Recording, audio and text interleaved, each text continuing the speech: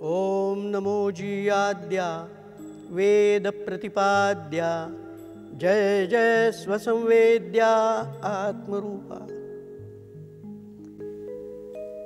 ज्ञानेश्वर महाराज पांडुरंगाचे भक्त होते ही गोष्ट खरी, परंतु आपल्या हे लक्षात घेतलं पाहिजे की पांडुरंग हे सगुण असलेले परमेश्वराचं मूर्तिमंत रूप आहे। परमेश्वर एवढ्या मूर्तीत राहत नाही।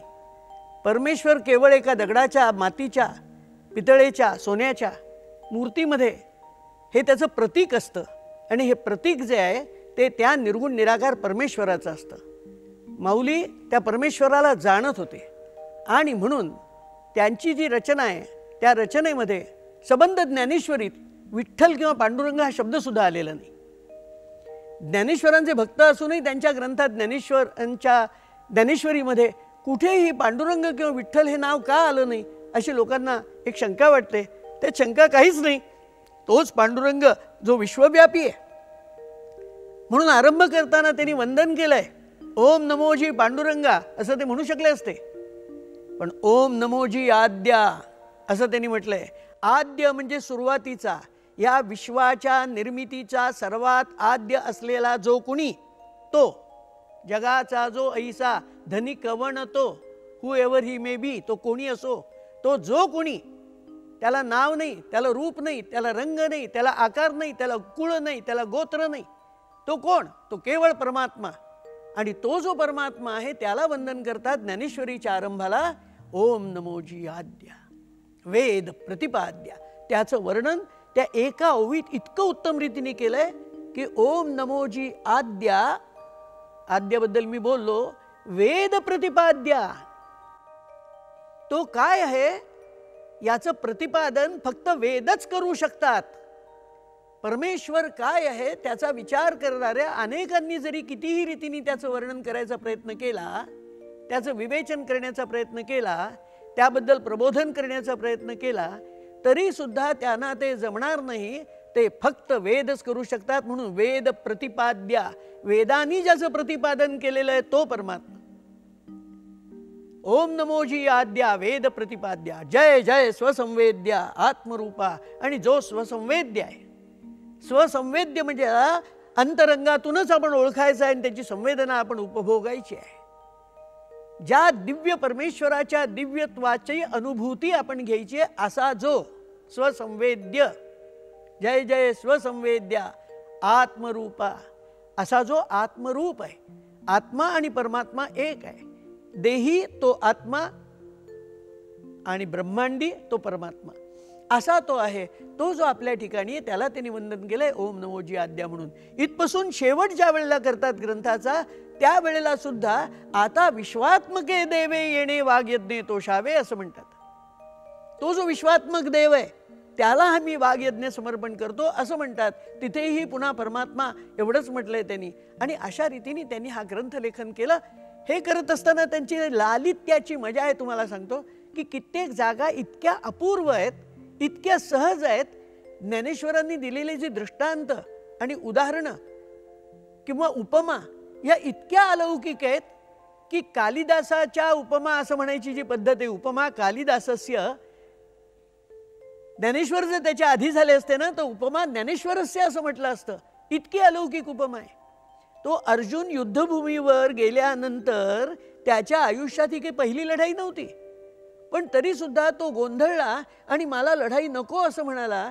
अर्जुनाच्या मनामध्ये हा जो बदल झाला हा माऊलीने अशा मजेशीर शब्दात सांगितला आहे की नविये आवडीचे निभरे कामुक निज वनिता विसरे. कामुक माणूस जो असतो तो एखादी नवी बाई भेटली की तिच्या नादी लागून नविये आवडीचे निभरे कामुक निज वनिता विसरे, की तो आपल्या बायकोला विसरतो. आणि असं झालं की तिला तो मोठा अपमान वाटतो.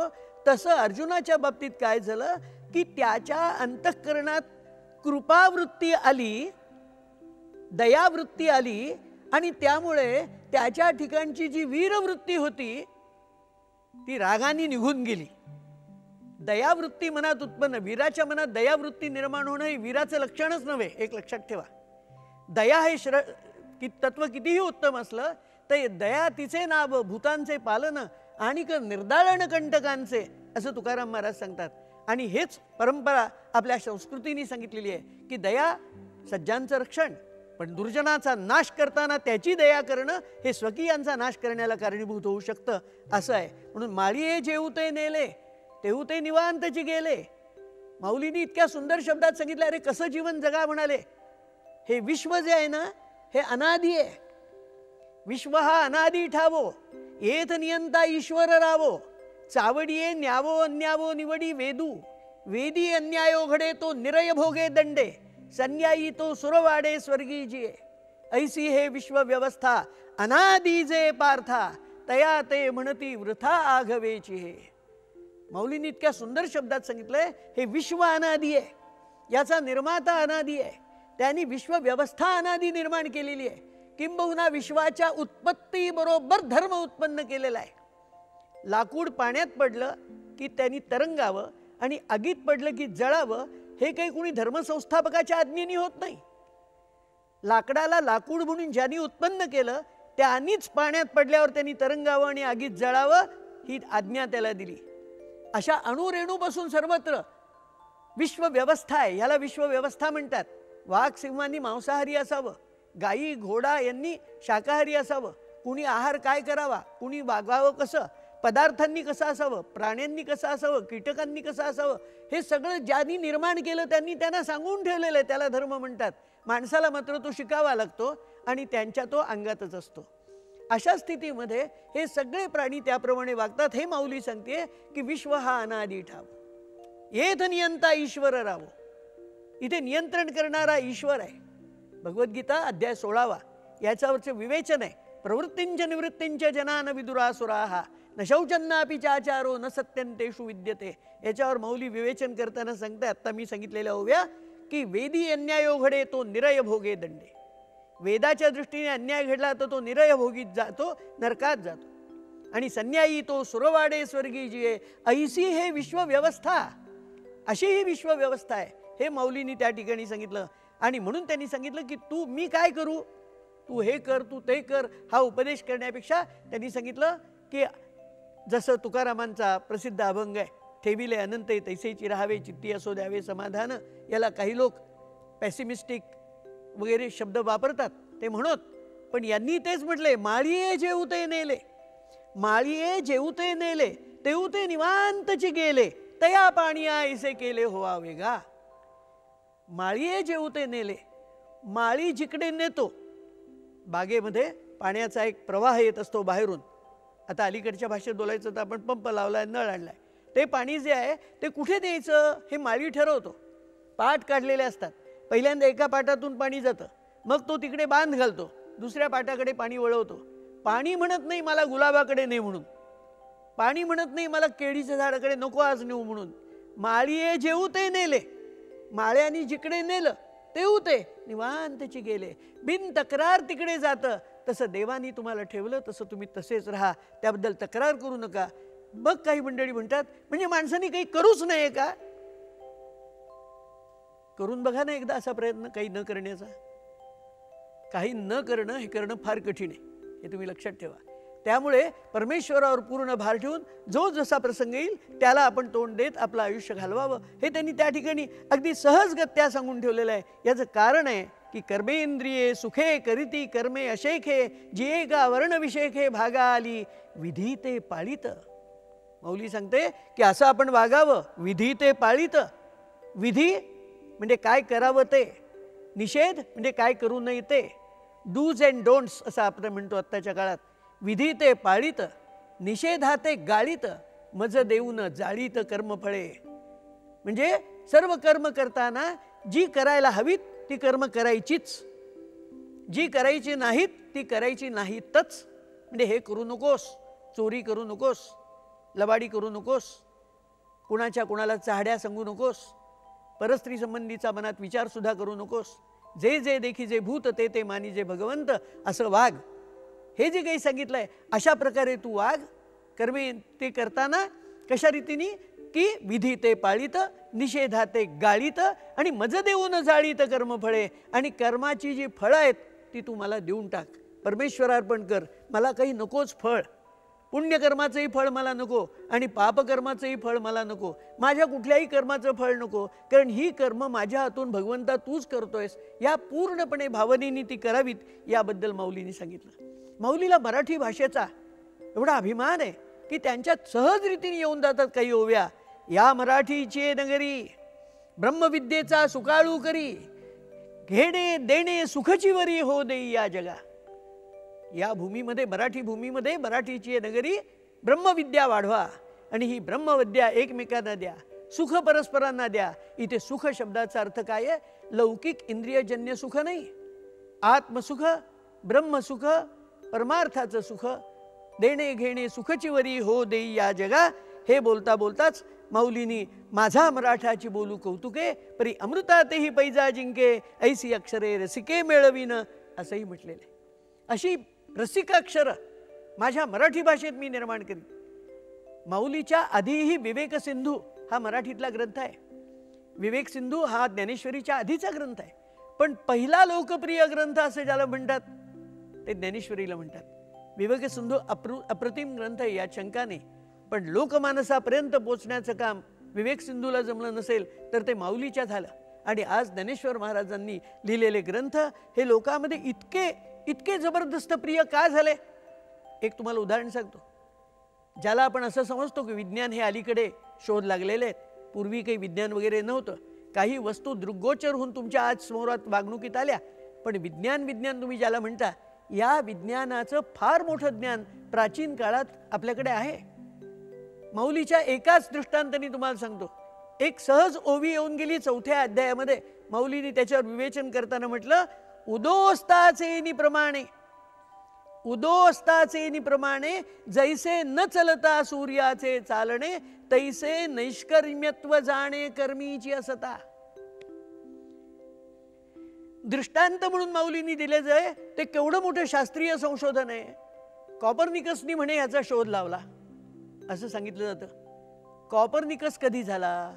माऊली कधी झाली? 200 वर्षापूर्वी कॉपर्निकस, 700 वर्षापूर्वी ज्ञानेश्वर.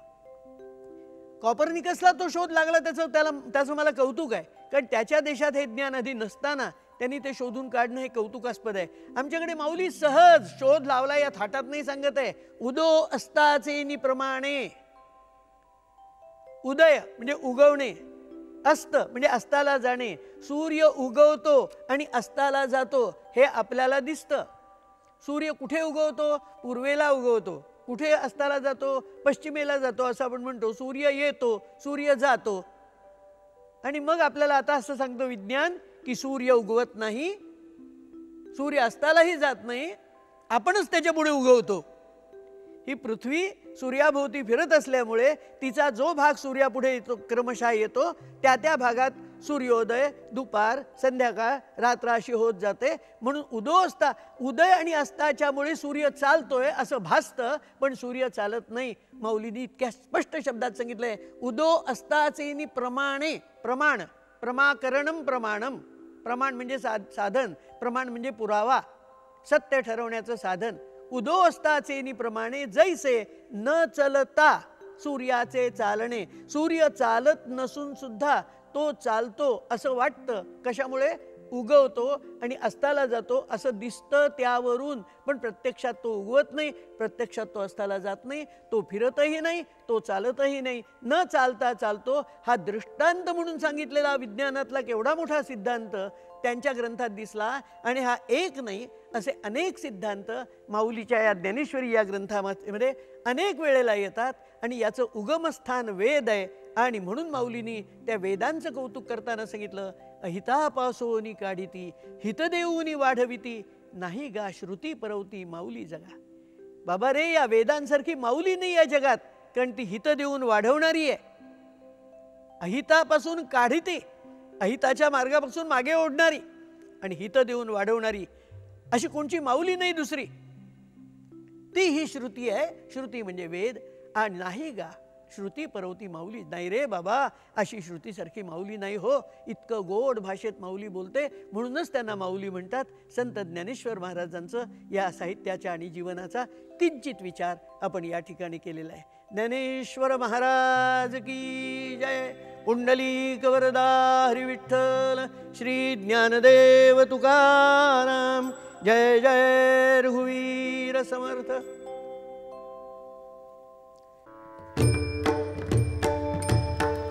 वेदा नाही नाही कळला, वेदा नाही नाही कळला, अंतपार याचा कानडा राजा पंढरीचा, कानडा राजा पंढरीचा, कानडा राजा पंढरीचा.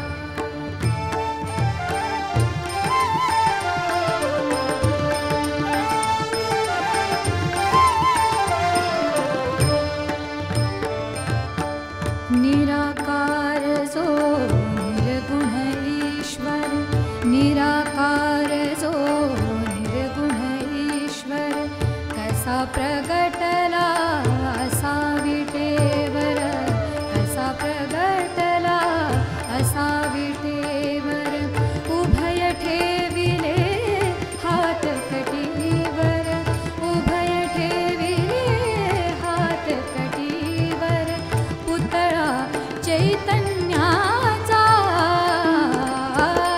कानडा राजा पंढरीचा, कानडा राजा